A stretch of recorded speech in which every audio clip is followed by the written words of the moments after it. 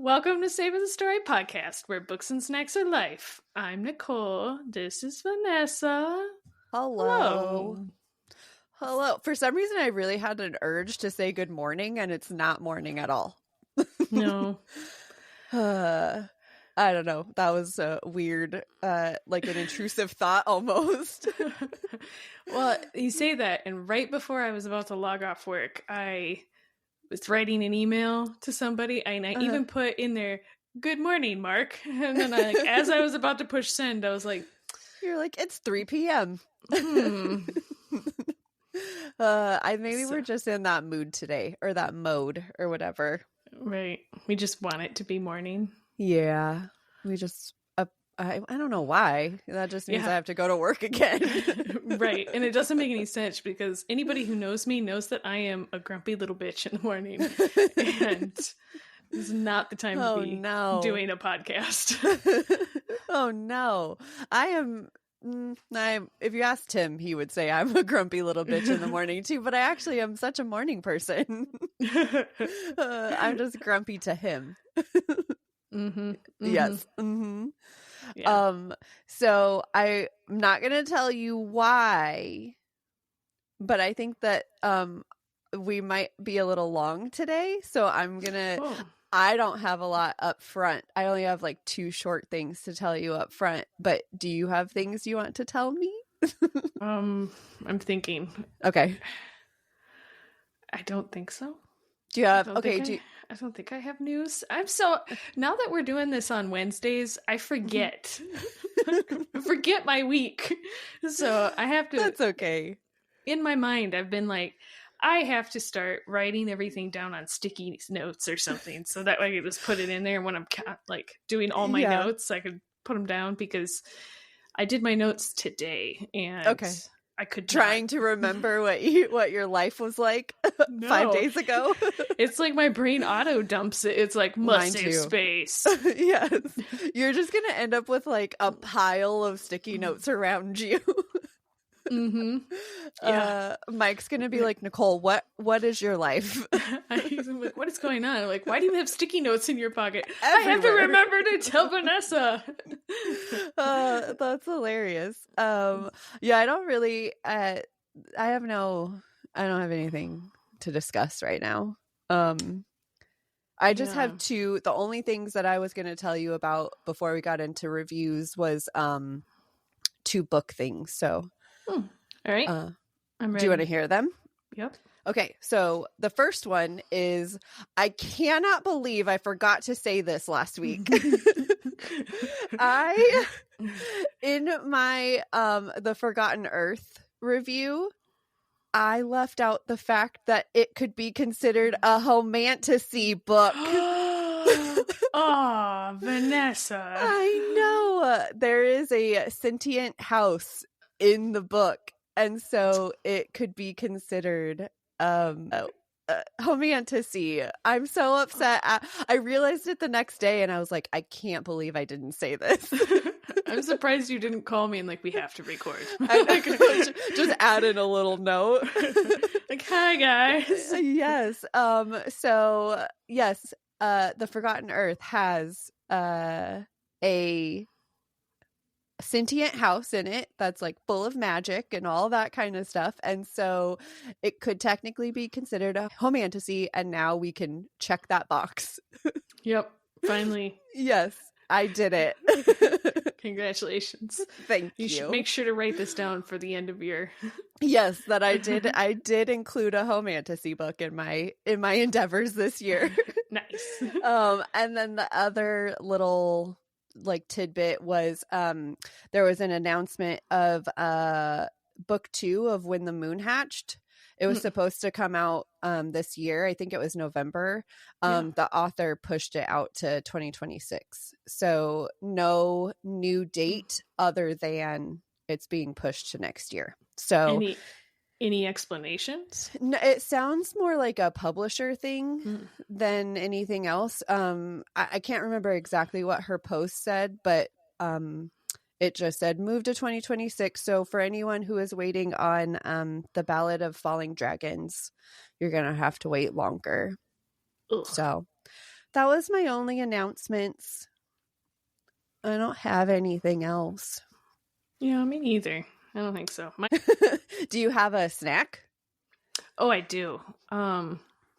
I found the Dr. Pepper Blackberry. Have you had that? No, like the drink, or like a candy. For some reason, I immediately thought like a candy flavor. No, it's okay. Actual blackberry flavored Dr. Pepper. Okay. So I saw a TikTok where somebody mixed like blackberry bourbon and blackberry Dr. Pepper, and then they topped it with rum chata, and it was supposed to taste like a blackberry crisp or something. Okay. So I saw it. Had been keeping an eye out, not like actively looking, but keeping, and I finally found it last week. So and it's pretty good. Okay. I couldn't find the blackberry zero, so I had to buy full strength. But Tim would call that full octane. Oh, sorry. Sorry, Tim. So I had to buy full octane, and it's pretty delicious. Though Mike loves it more than I do. Okay. Like, usually we're not pop people, but he was like, next time you go grocery shopping, if they have it, you need to get like this one 5 cases of it before they sell out. Okay. Are you a Dr. Pepper drinker anyway, or like enjoyer of Dr. Pepper? Yeah. Like by itself? Yeah. I mean, I like Dr. Pepper, but I don't get it. Usually if it's the plus another flavor. Oh yeah. I mean, if I'm at a restaurant or something, like what is it? The raspberry one or the vanilla one. Yeah, I'll drink all of those. But usually I don't buy pop and bring it to the house. Yeah. So this was kind of like a weird one, just because I wanted to try that TikTok drink. Right. So I did make the TikTok drink because I found out all the other ingredients. So 50% of my drinks turned out good. So, okay. Is it because you just did it by like feel and not by measurement?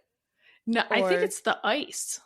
Because I don't like ice in my drinks, but Mike likes ice. So we poured Dr. Pepper and bourbon into each of the glasses. Mike's had ice. I think the ice, I don't know. I'm not a scientist, guys. But the ice must have kept the carbonation down, because when I put in the float of rum chata, Mike's was fine, but mine like curdled the rum chata, so I ended up dumping it out. That sounds awful. It was so terrible. So but I tried Mike's before I handed it to him, and it was pretty good. I mean, I wouldn't say it's the best drink I've ever drank, but the Dr. Pepper by itself was still pretty good. So so all right. Not the alcoholic beverage, but just the Dr. Pepper Blackberry is my snack this week. Okay. And it's blackberry? Blackberry. Okay. I think I've seen those, but I haven't. Every time we walk by, Tim likes all the flavored sodas too, and I haven't bought that one yet though. And I think mostly because I never see the zero one, and I want the Dr. Pepper zeros. Yeah, and so I looked as well, because we usually, if we buy pop, it's usually zero. And not so. Also, in case you were ever wondering, the Dr. Pepper Zero tastes just like Dr. Pepper. Like it does not taste diet in any way. No, I don't know what magic they did for Dr. Pepper, but why other pops can't taste right? Because it always has like a different, it tastes more diety. Yeah. Unless it's like something with citrus fruit in it. It has that weird, this isn't quite right taste. So. But sometimes I'm just in the mood for, you ever go to I haven't been in a long time, but I used to remember really going to McDonald's and getting a or a Diet Coke and French fries. I feel like Sprite tastes better at McDonald's. Oh, yeah, that's true, too. I always like to get Sprite at McDonald's for some reason. Yeah, if it's their own special blend, or they just turn up the syrup in their machines or something. Yes, but I have had many a trip to McDonald's before I stopped eating really, really shitty, where it would be like just a large fry and a Sprite. Yeah, so if anybody has ever worked at McDonald's and you know the secret recipe, yes. Why is it better? Let us know. I'd really like to know, because unless it's gross, then don't tell me. Just keep it to yourself. Be like, yes. You don't want to know. No, please don't share. Yeah. We don't wash the machines. Right, that's why it tastes like this. Like, whoa. You know what? That's probably the answer. Probably. This machine hasn't been washed in 14 years. Now, if you wash it, it takes away all the special enzymes growing in there. Like a whole colony. Gross. The whole colony will collapse and they'll die. I love that you called it a colony. Okay, well, anyway. My snack this week is not very exciting. It is actually. It's kind of exciting, but it's just like a protein bar. Did I don't think I talked about these already. Oh, I did mention, when I talked about my trip to Germany, I said that I tried some new protein snacks because my sister-in-law and her husband ate them, and this is one of them. So I'm going to use it now. So nice. Have you seen the Barbells protein bars? If I've seen them, like maybe if I saw one, I would. But okay, so they basically taste like chocolate bars, like a Snickers or like but they have 20 grams of protein in them. And so the one specifically, we bought a bunch of flavors, but the one specifically that I'm going to use today is called the chocolate dough flavor. Okay, first of all, let me tell you, I think in my age, I think my tastes are changing because I don't typically like stuff that's chocolate flavored. So I usually like just like milk chocolate candy or whatever, but I don't like flavored stuff. So like chocolate cake or chocolate yogurt or pudding or whatever. These though, it kind of has like a chocolatey middle. So I didn't think nougat. Kind of. I don't know how to explain it, but it's delicious. It kind of tastes like a brownie. I love brownies. So I would totally recommend the Barbell protein bars, chocolate dough. It was the only one we had in the house one day, and so I was like, oh, I'll just take it. We'll see if I like it. And I ended up loving it. So, yeah, I still don't think that I like chocolate cake and chocolate ice cream and stuff like that. But honestly, at this point, who knows? Because I feel like my tastes they're changing as I get older. I don't know. Yeah, I think that's a thing. Yeah. So, those are all of my thoughts and feelings. So, go. I was going to say, I do have one go back for snacks. Okay. But the only reason I call it a go back is because I tried your grape. Oh, yeah. The frozen grapes with Kool-Aid. Frozen grapes with Kool-Aid. Oh, yeah. Jello. I was like, no wonder it was weird. No, I'm just joking. No. So Jell-O. I made them, and I had the purple grapes, and the only Jell-O I could find. Like, I must have went on a Jell-O heavy day or a Jell-O light day. I don't know. Everybody was buying Jell-O because the only flavors they had were lime and watermelon. Okay. And I thought lime would be gross, so I got watermelon. Sound great. Yeah. And I think what I did wrong, because they're good, but there's not a lot of watermelon. I just think I was too skimpy with the Jell-O. Yeah, you gotta go like half the bag, man.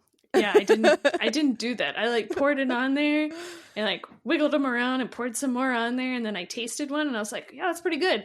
Put them in the freezer and took it out later and I ate one and I was like, there's no flavor. Not as much flavor. And so like I gave it to Mike and I was like, can you eat this? And he ate it and he's like, it's a grape. And I was like, but do you taste anything else? And he was like, no. And I was like, not even watermelon? And he was like, no. I taste a grape. So all right. You just went too light. Yeah, I messed those ones up, but they've been nice to use as ice cubes. So I had a bottle of wine that I had opened last week, so I was like, I have to drink this bottle of wine. Yeah. So I was putting those into the wine because it was just a fruit wine anyway, so like a sweet red. So I was like, whatever, who cares if it tastes like watermelons. That was a good choice to put it in wine. I wouldn't have thought of that. Well, there's a new thing, frozen grapes as ice cubes in your wine. I'm sure it's been done, but we're gonna pretend like we're the first ones. Welcome. Yes. So that's you're gonna have to try them again and tell me if they are better when you put more in there. Yeah, well, I have to use the rest of the box of Jell-O, so I'm gonna just pour the rest of the box on the next put it round in there. of grapes. That's right. Excellent. I love this plan. Okay, are you ready to tell me about your books? Yes. Okay, great. Definitely. Okay. Why does it sound like you're not? Definitely. Totally. So how many books do you have? I don't want to tell you. You go. I knew you were going to do that. All right. Well, I have 2 books this week. Okay. Also, didn't I tell you that I'm vetoing your ability to ask me that question anymore? I was hoping you forgot. No. Now it's going to be out there. Everyone, all of our listeners know that I took away Nicole's ability to ask me how many books I have. She's not allowed. I was hoping you would answer before you thought about it. And dang it. No, you're fine. I have 2 books this week. Okay. The first book I'm going to talk about is called Lies Sleeping. Okay. This is number 7 in the Rivers of London series by Ben Aaronovitch. Also listened on Audible. And I know I've said this every single podcast, but if you...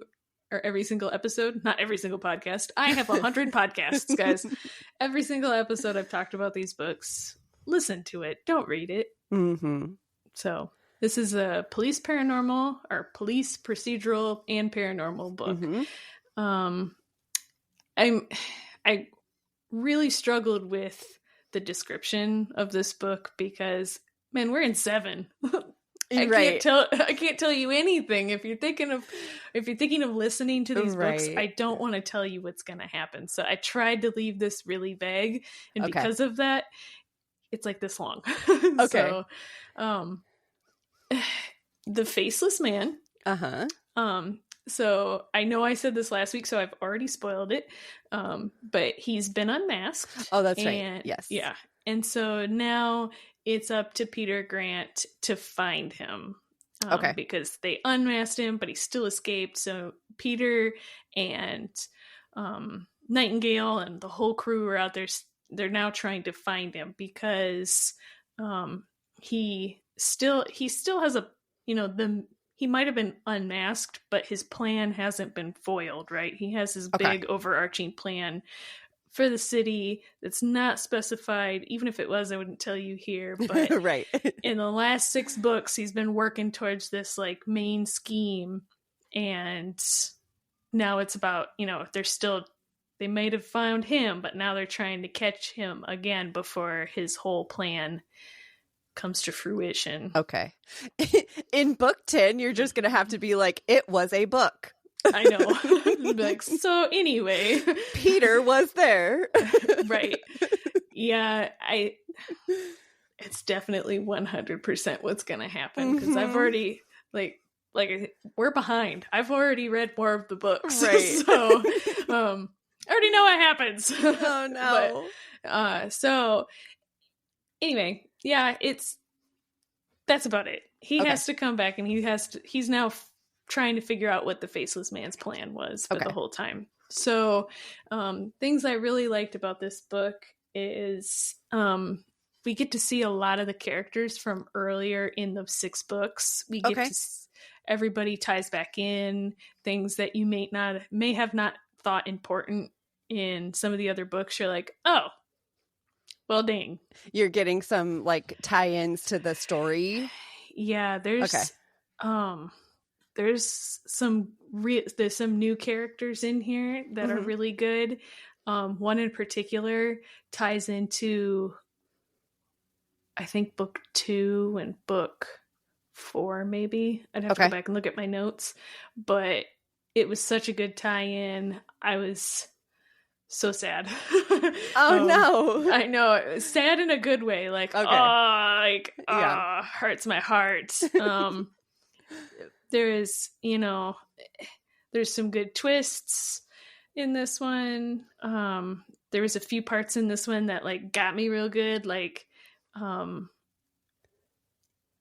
like a twist, like a shocking thing, or not really like a twist, but like there was a couple parts even in it where there's one part specifically where it happened and I was like, what is going on?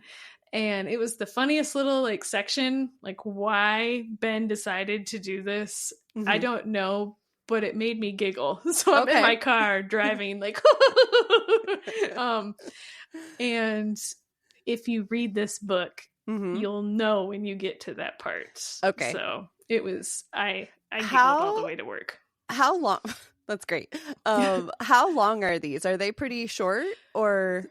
So I'm listening to them at 1.25 speed and they're all about 8 hours. Oh, okay. Yeah. I think they're all about in the ballpark of 400 pages. Okay. So, so yeah, I enjoyed pretty much the whole book. And then the ending was just so. All right. It could have been better, but it was just like, how when we were talking about the Twilight books, we were like, yes, I remember it fondly. Yes, you'd get to the end where they're supposed to like building up to like this big thing, and then it just felt like nothing happened, and then the book ended. I was like, That's not a great comparison. I know. I was like, I don't want to put Ben in the same category as Twilight. Yeah, but that was the most recent book that I've read that's happened in. So I was just like, it hurts my heart. Well, I mean, he had to have one ending that was just meh. He still has 4 more books to go. This is book 7? This is book 7. Okay, so 3 more books. Well, I mean, there could be more. I just know that the 10th one is coming out this year. Oh. I haven't got that far, so there could be more. Who knows? Oh, I thought there was only 10, and I thought they were all out. Maybe I don't listen to you very well. We've been talking about this book for a while.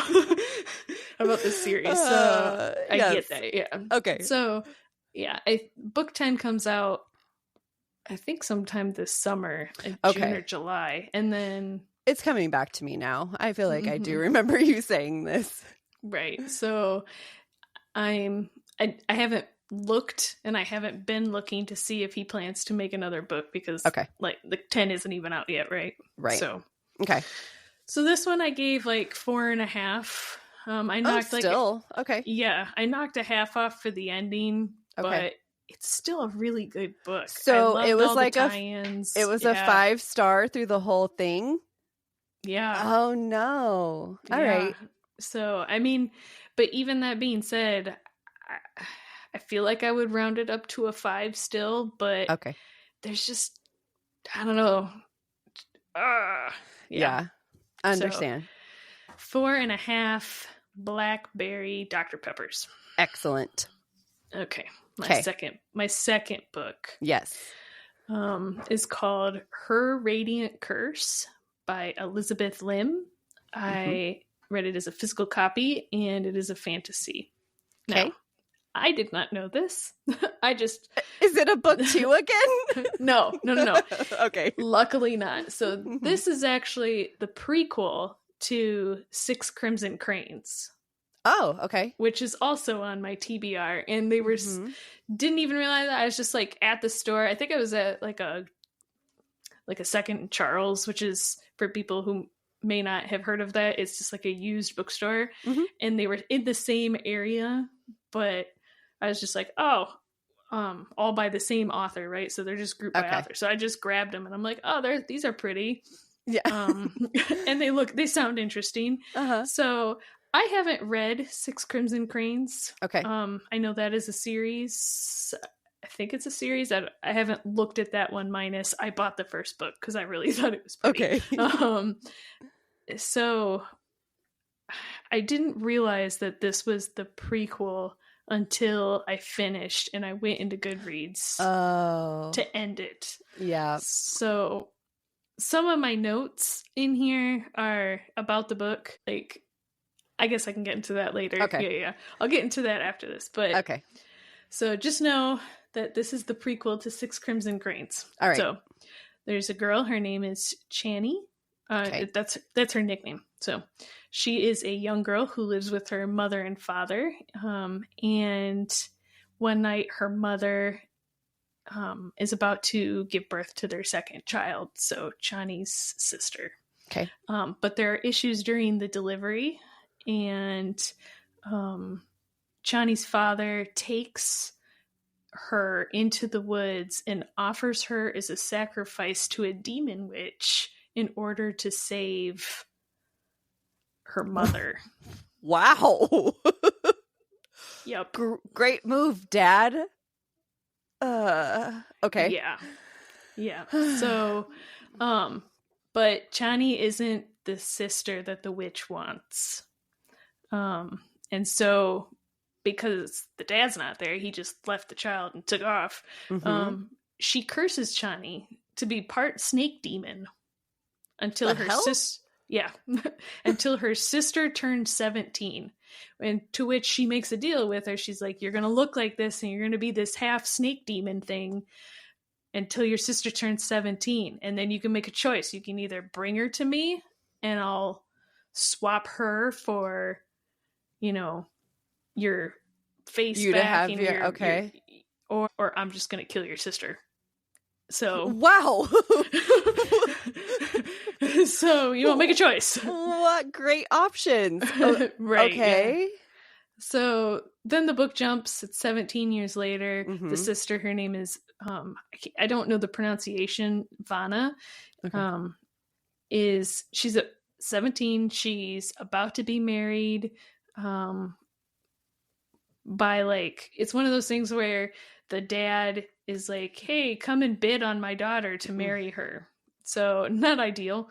So Chani, all around, this dad sounds great. He's like a terrible person. Hell, yes. But she decides in that moment that she's gonna, she's just gonna stop. She's gonna step in and stop the marriage from happening.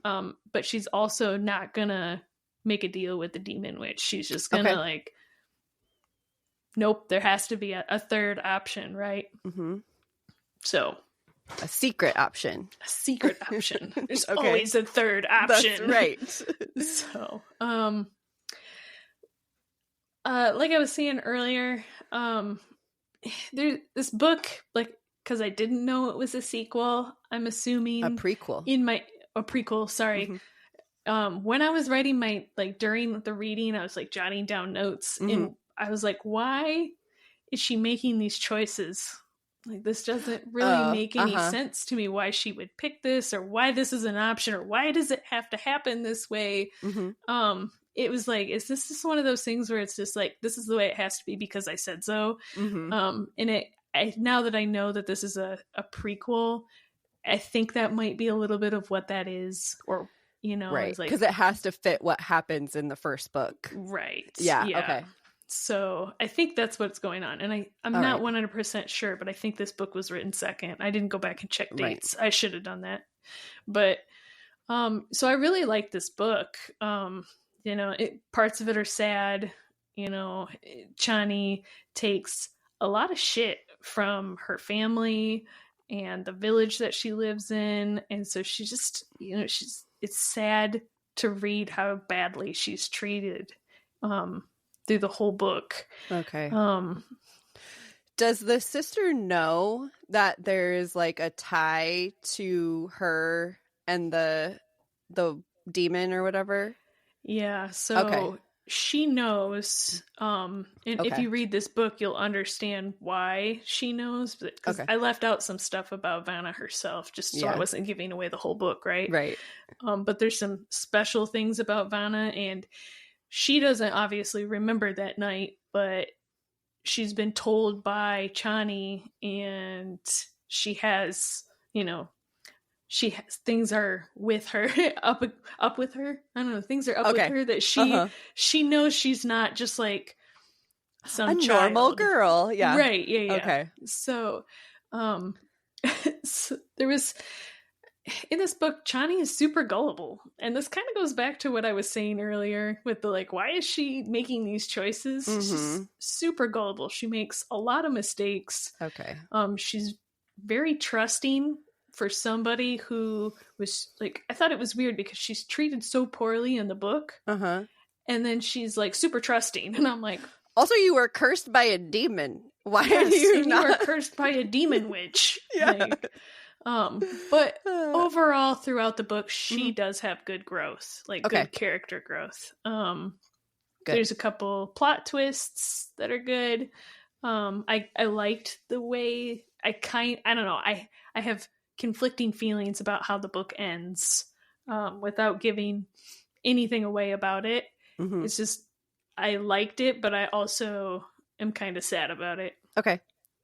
Did it make you want to read the actual series or book or whatever? I don't know if it's whatever. Yeah, I'm definitely going to read Six Crimson Flames because I'd like to know how they all tie in, because I've read the, the description, and I didn't really see any like, but like similarities about it. So I'm interested to see how they tie together. Okay. If it's just like character backstory, or if it's relevant, these characters are relevant later. So yeah, I'm still going to read it. I don't know if I'm going to read it like tomorrow, but I'll read it. Right. So nice.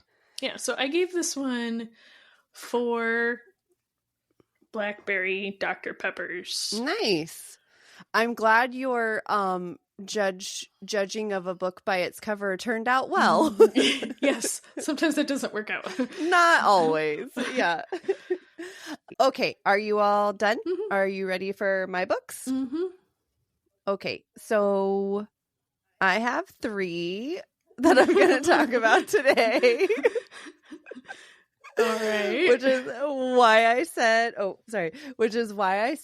I thought it might be a little long today, but the fact that you had 2 helps us a little bit. But I was going to talk about these 3 even if you had like 5 books to read today. That's funny. Because can I tell you a secret? I told you 2. And then if you had 1, I was going to be like, surprise, I have a 3rd. No. Nicole. Tell me your 3rd book right now. No, it's just extras. I only had 2. It's just Nicole. 2 of my extras. It's 2 of my extras for my 5-book week. Okay. But if you were going to be sneaky, I was going to be sneaky. I'm not being sneaky. I just don't want you to change. I want you to tell me however many you want to tell me. Okay, fine. Any given time, not base your number on my number. Okay, fine. I'm gonna save those 2 though. Okay, that's fair. I will let you. So, I'm doing 3 because 2 of the ones are the 2 like thrillery books that I said I wanted to do together, and I just keep pushing them off. And I wanted to they were going to happen in this episode no matter what. But then I read another book, and I had to talk about it as soon as possible. And it just so happens that it's by the same author. So I have a trifecta of Alan Eskens today. Wow, look at you. You could have just left all of that out and just been like, look at how well I plan. Everybody would have been like, wow. No, I have to tell you it all. Okay, fair. Okay, so I'm going to start with the 2 books that go together first. So the first one is called The Life We Bury, like I said, by Alan Eskens. And I read this book at the beginning of February. So not that long ago. I mean, not too long ago, but and I listened to it on Audible Plus. So if you have Audible Plus, you can listen to it for free. It's so it's kind of weird. So it's book 1 of a series. So it's either book 1 of a trilogy, where book 1 and 2 is what I'm going to talk about today. I haven't read book 3, and I don't think I'm going to, but I'll tell you why. But it's also book 1 of a 5-book series. Okay. So basically, book 1 starts 2 different series. Oh, interesting. So one, it follows, this series has, or book 1 has Joe Talbert as a main character and the sheriff as a main character. And so one of the trilogies branches off and follows Joe Talbert, and the other one branches off and follows the sheriff. But book 1 is kind of the same book for both of them, if you want to do whatever. Yeah, that's an interesting way to write. Yeah, I kind of thought it was interesting. So, and I went the Joe Talbert route. Okay. So now, can I ask you, are you gonna go the sheriff route? I don't know. I haven't really looked at it more. I read the description a little bit of book 2 of that one, and I don't know. We'll see. Okay. I'm not against it, but we'll see. So there are trigger warnings in this. There's rape and murder and addiction and abuse. So it is like a mystery thriller, a little bit police procedurally, but not super strong in that. Okay, so Joe Talbert is a college student with a writing project that he has to do. The project is that he has to interview an elderly person and write a biography about them. Okay. So he has no grandparents around. And so he decides to go to a care center, an elderly home. And where a man named Carl agrees to be interviewed under one condition. They both agree to be completely honest with each other. So he's like, if I'm going to tell you my story, you have to answer any question I ask you, basically. So that seems like a trap. Right? So yeah. Also, Carl is currently in the home on a medical parole from prison because 30 years ago he was convicted of raping and murdering his 14-year-old neighbor. Oh, dang. Yes. So he's now in the home. He's dying of cancer with months to live. And Joe goes to visit him in the home for interviews and stuff like that. And also when he's outside, not doing the interviews, he's digging more into the case and dealing with personal things on the side. So it's there's 2 stories in here. One is the Carl story of him interviewing, and then also just Carl in general. And then there's the personal stuff that Joe is dealing with on the side. So his personal side, his mom is an addict, and he has a 25-year-old autistic brother who, Jeremy, who still lives at home with her. And so he helps out and all that. So in Joe's digging of the case, and after a conversation with one of Carl's old war buddies, because he's a veteran, they fought in Vietnam together. Joe starts to wonder if maybe Carl was wrongly convicted. So he gets really deep into the case and things get crazy. So I really, really, really enjoyed this one. Nice. Yeah, so it wasn't exactly what I was expecting from the description. I feel like it's not, the description definitely makes it seem like you're going to be more in Carl's life. And Carl's just a small piece of the book, really. Okay. Which ends up, still being great, but it's just not exactly what I thought it was going to be. I was expecting kind of more direct interviews with him, and there was only a few of those. Everything with him, though, was great. Everything with Carl, I really enjoyed. Everything with Jeremy, the brother, I loved. Jeremy is very lovable. Nice.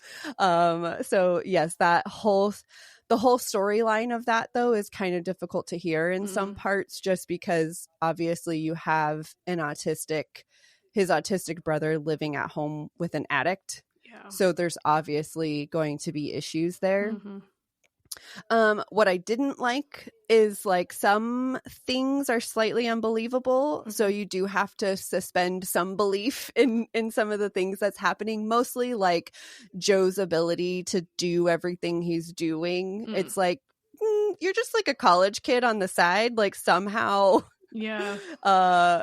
somehow he's able to like get all the information and like do all the things. Right. You just like exist as an adult on top of going to college, on top of Yes. And also what? I was just gonna say, it just doesn't feel like there's enough time in the day for like that much stuff sometimes. Yes, so. You're investigating a case, you're interviewing a person, you're dealing with your mom, you're helping your brother, like you're going to college. You're going to college. Yes, it's all of the things. So I did also find Joe to be very mature and immature at the same time. Right. Like some of the decisions that he makes feel very mature, and then some of his actions, I'm like, dude, what are you doing? Right. So I also, there was a few things that he would ask, and I was annoyed because I was like, why is this something you're asking? So, and I don't know if it's just me. I feel like it was more of like telling the reader what these things meant. So do you know what a bolo is? Like a bolo tie? No. Oh, I was gonna say, of course everybody knows what a bolo tie is. No. So like in regards to like police investigations and stuff. So a bolo is a be on the lookout. So he asks, like the cop tells him like there's a bolo out for blah blah, and he's like, what's a bolo? And I was like, I don't know. To me, I feel like if you are a person reading something that's like a police crime something, like you know what that is, and that's not the only time it happened. That's just the one instance that I wrote down. But there was a few times where it was like that, where he was like asking questions like that, and I'm like, dude, you're a 25-year-old dude. Like, how do you not know what some of these phrases are? Yeah, so I get you.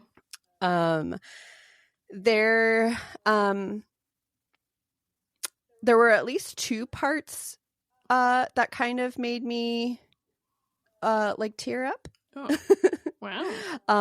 Yeah, one like I would say there was one part that I kind of teared up, and then there's another part that I was like bawling. Wow. So I was like sitting, like listening. I had my headphones in. I was like sitting there playing on my phone, blah, blah, blah.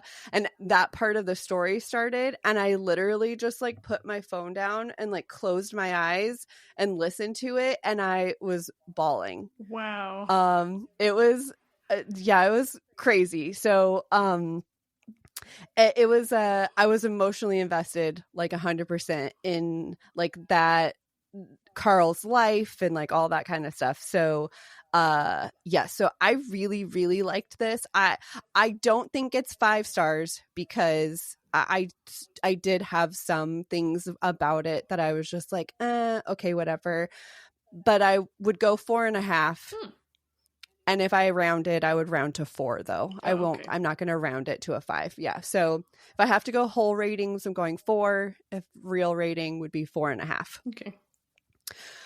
Okay. So that's book 1. So book 2 is called The Shadows We Hide.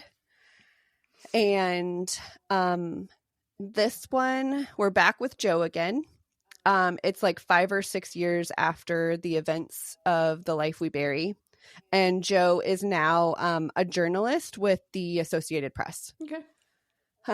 So again, in this book, you kind of have 2 storylines going on at the same time. So one is something that's going on at work. And then the other one is, the one at work is that he's being sued for defamation of character over an article that he wrote about a politician. Oops. Mm-hmm. And the other storyline is that he finds out that his father, whom he's never met, was murdered. and the town that he was from and murdered in is not far from him. So he decides to go out and try to find more information about his father. Okay. So what we get when he gets there is that it's a small town where everyone knows everyone. There's literally like drama and secrets, and all of the things that you could imagine in a small town are just like, it's exploding there.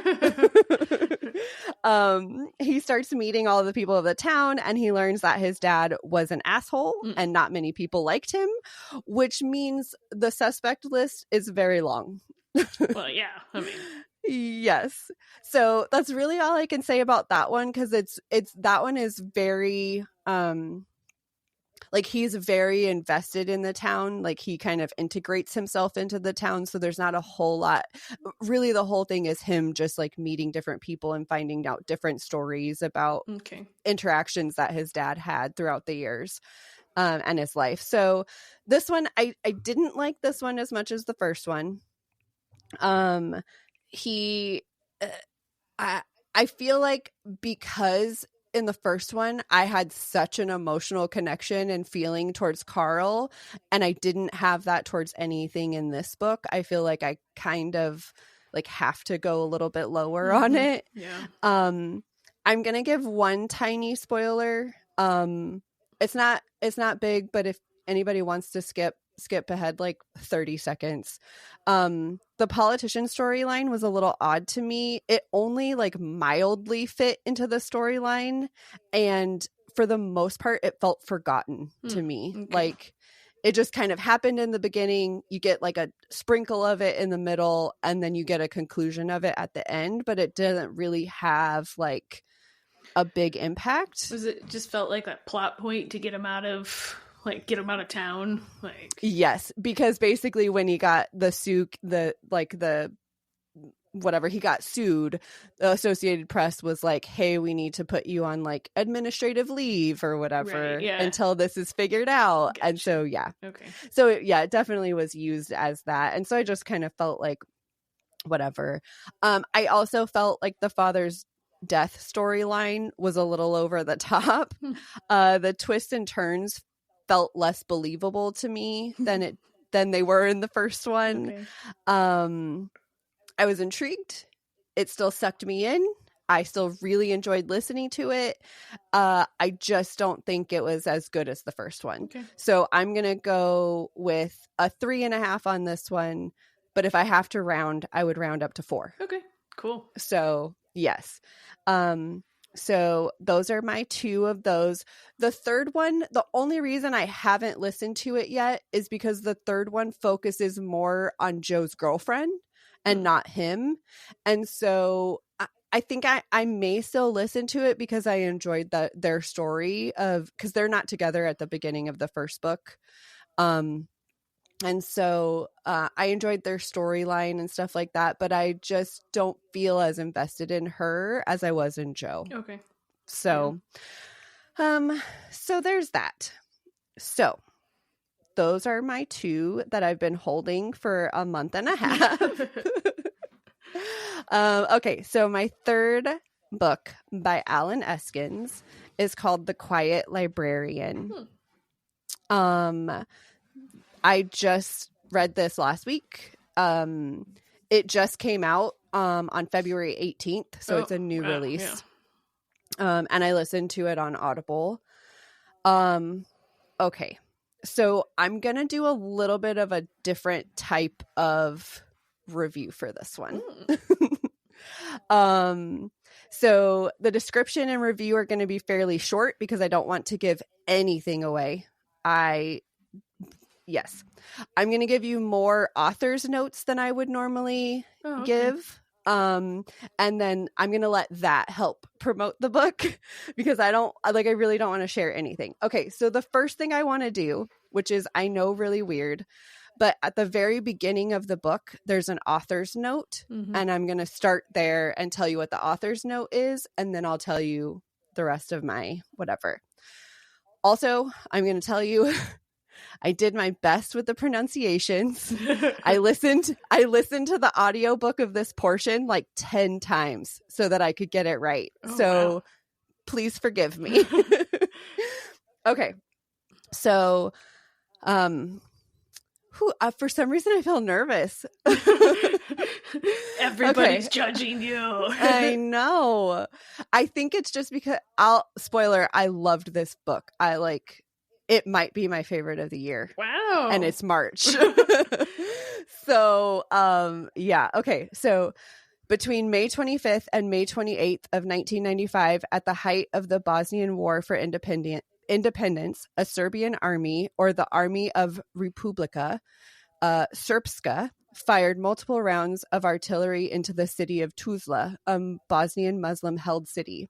One of the shells exploded in Kapija Square, where young civilians were gathered to enjoy a break from bad weather. The shelling, which came to be known as the Tuzla Massacre, killed 71 people and wounded 240 more, most of them between the ages of 18 and 25. In July of that same summer, the Serbian army entered the Bosnian-held city of Srebrenica, where men and boys as young as 12 years old were rounded up and killed, a genocide that ended more than 8,000 lives. This novel is set against the backdrop of that summer in Bosnia, bookended to some degree by those two massacres. That's kind of like the description of it, but I'm going to read the rest of it too, just so you kind of get his whole author's note. He says, I owe a great debt to two people who helped me understand the culture, the times, the circumstances of the war in Bosnia. The first is Dr. Irma Nezrijević. That one I really had to practice. Nezrijević, a Bosnian Muslim woman who grew up in Banja Luka, a Serbian-held city in northern Bosnia. Her survival during those war years is truly an inspiration. The second is Elvir Mojic, who escaped the Srebrenica massacre by fleeing into Serbian territory and surrendering to Serb forces just before the killing took place. I cannot thank these two people enough for making it possible for me to tell the story I wanted to tell. I dedicate this book to them and to all the innocents whose lives were forever changed, and for those whose lives were taken during the Bosnian War. Wow. Okay. So that's I think that kind of sets the scene a little bit. So one thing that the author really hoped for the reader to kind of take away upon finishing the book is just a greater understanding of that time and its historical ramifications. The narrator of this book is a Bosnian American actress, and I really enjoyed listening to her. Listening to her pronounce these words was like the best thing ever. Yeah, that's cool. But I did really like that it was a Bosnian American person or someone of Bosnian, descent. Right. Yeah.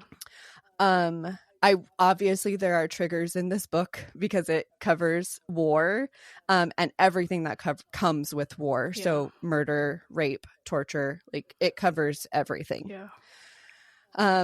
So the book is told in dual timeline.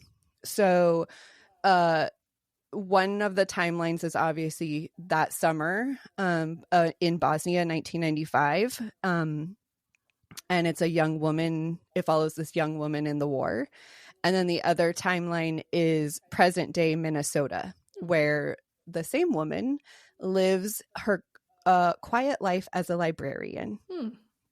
Yes. So you get Hana is her name in Minnesota, and Nura is her name when she was in Bosnia. So when she fled Bosnia, her name was changed. So in present day Minnesota, Hana Babic is a librarian. She's doing her best to live her life as quietly as possible and not be noticed. One day, a detective shows up to the library and informs her that her best friend, Amina, has been murdered. In the alternate timeline chapter, she's known as Nura Diviak, where she is doing everything she can to survive in Bosnia. In this timeline, you learn everything that she went through to survive and to make it to the U.S. Um, and also you kind of find out, like, as you're learning the story of what happened in Bosnia, you kind of learn how that life could possibly affect her life in Minnesota and how it could have led to Amina's murder. Oh, wow. Yeah. So the author, okay, so that's kind of the story. I did get a quote, like I read an article from him, and he wrote the two timelines separately before merging them. He said, I wrote the entire Bosnia story first because that was set in stone. I knew how that story was going to play out. And obviously, like, getting all the information from the two people that he spoke to, like, all of that was pretty, like, set. And then how the investigation in the present day was connected, I had some leeway with that. So he kind of wrote them. I thought it was interesting that he wrote them separately and then decided how to merge them in. Yeah, that's cool. So my thoughts are, I loved it, obviously. Like, without a doubt, it was 5 stars. You definitely have to be ready to listen or read this book. I didn't really know fully what I was getting into when I started it, so I don't know that I was fully there, but the characters made me so invested that it didn't matter that everything was very heavy. It just kind of, like, immediately I loved her and I wanted to know the story. So I guess I didn't tell you, it's a historical fiction. It's a historical fiction with a blend of mystery thriller, because Alan Eskens is a mystery thriller writer. But then he decided to mix in some historical fiction, and yeah, like I said, 5 stars without a doubt. 100% my favorite book of March already, and it might be my favorite book of the year. Like, something else is going to have to be really, really good. And I don't know, like, to me, I don't know if people may disagree. I don't know, but it was well written. It was like, engrossing. It was, I don't know if it's just the Bosnia storyline. Like, that storyline alone was just, like, I was sucked into everything that was happening to her in the war. And it was so good. That's awesome. Yeah, I wrote it down. Yes. So yeah, I was gonna tell you, this is one of the ones that I would absolutely tell you have to listen to or read. Like, I don't think you have to listen to this one. I do like the fact that it was read by a Bosnian American woman, but not necessarily that it made or broke the story, right, you know. Yeah. But yeah, it's definitely one I would tell you, like, you should listen to this one. Yeah, I basically, after you did the author's note, I had already written, I was like, yeah, I'm gonna write this down. I think I'm gonna this is worth a listen. So yes. So yeah, the author's note really caught me off guard, because she read it obviously in the audiobook, and I'll have you know, because I wasn't going to sit and transcribe it as she was writing it, I went to Barnes and Noble and found the book and took a picture of the because I couldn't find it online. Like, nobody had, like, put it in writing anywhere, so I just went to Barnes and Noble and took a picture of the page. Wow, nice. So that I could have, because I really felt that it was necessary to tell you, like, what that author's note is, because it really tells you, like, what the book covers and where you're gonna be, right, and also intent, you know, like, yeah, exactly, what he was going for, and the fact that he had, like, people who lived that time.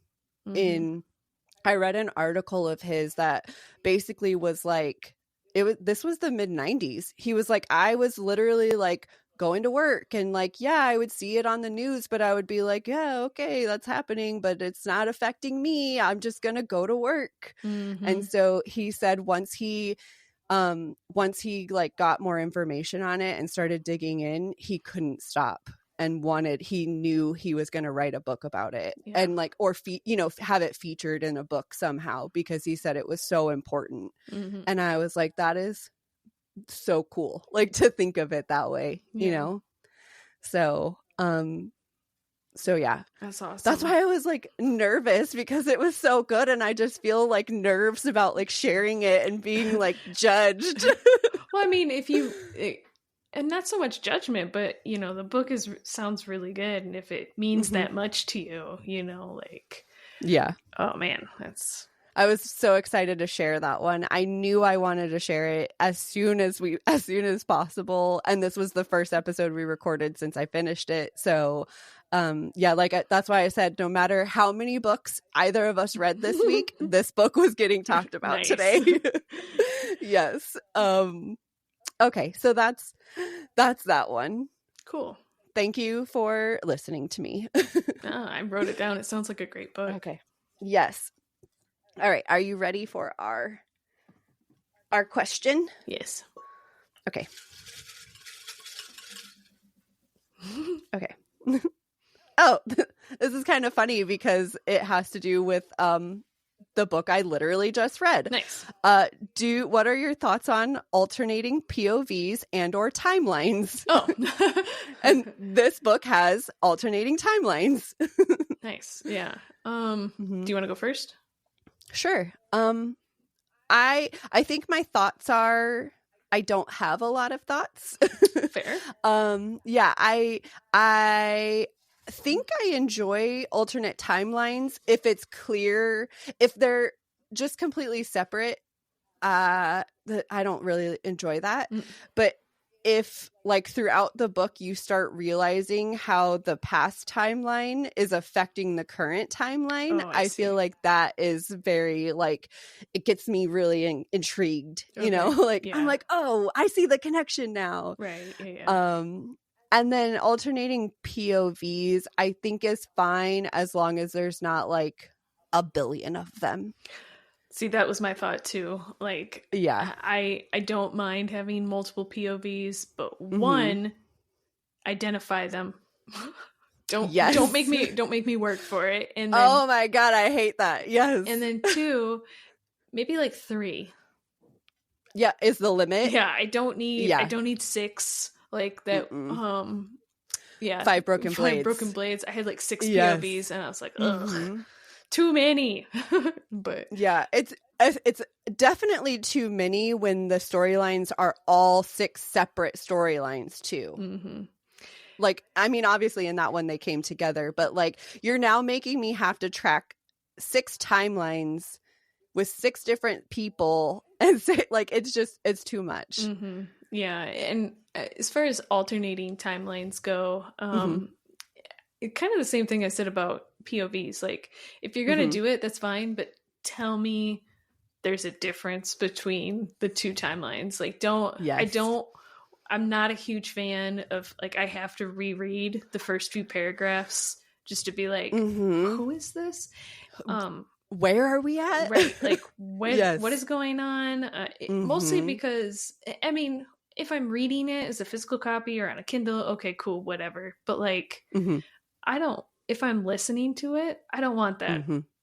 I don't want to have to like go back to the beginning of the chapter and listen to it 2 or 3 times, especially if it's the same, you know, the same person doing all of the voices. Or so I don't want to have to be like, throw a date in there so I know that. Yes, exactly.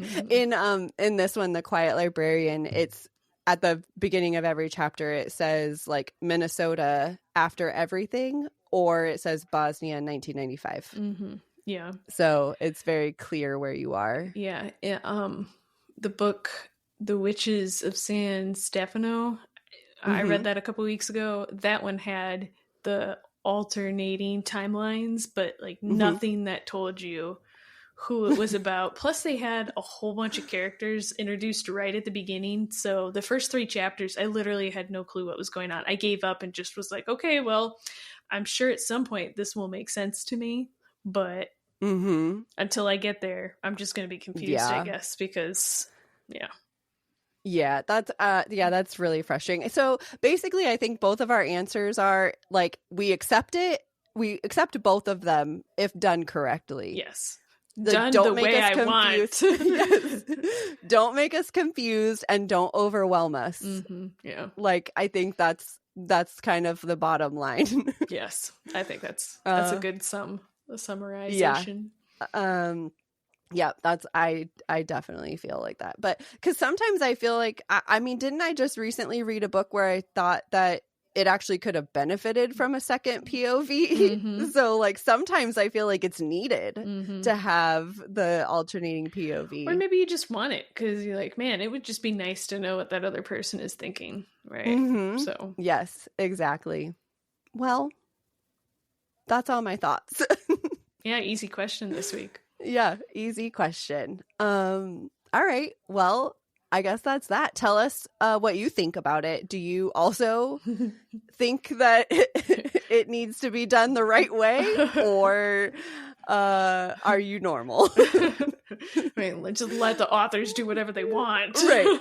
You're just like a selfless person that doesn't want anything. Yeah.